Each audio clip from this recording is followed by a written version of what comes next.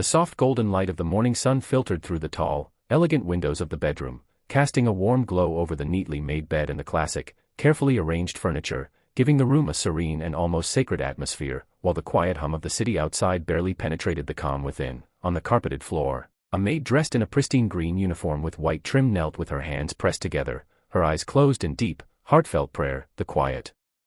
sincerity in her posture speaking volumes of the life she had led and the burdens she carried, as if each whispered plea was an offering to a higher power she trusted more than the people around her. And in front of her, 3 young boys, dressed in matching red shirts and blue jeans, knelt obediently, their small hands folded, their innocent faces reflecting a mixture of reverence and curiosity, for they had never witnessed such devotion before, and yet there was a strange comfort in joining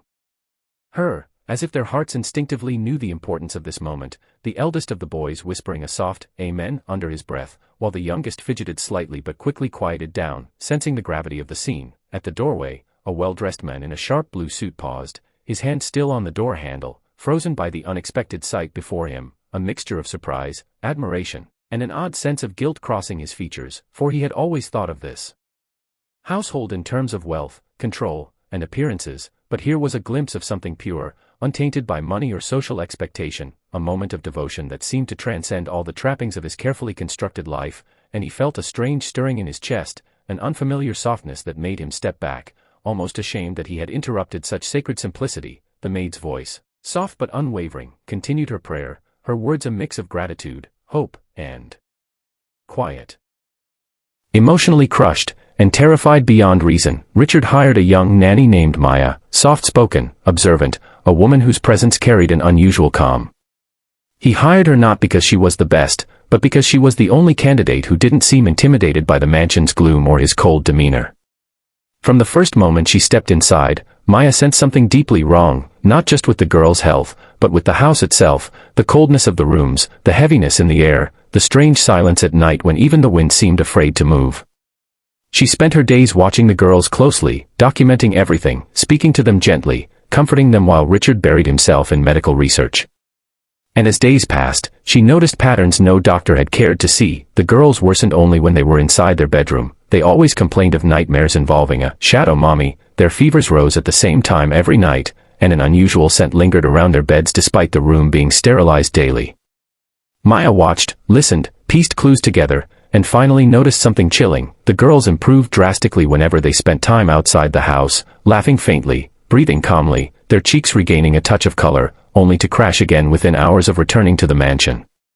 Determined, she searched the room while Richard was away and found old baby items belonging to Amelia sealed in a trunk under the floorboards, covered in a strange white residue she didn't recognize.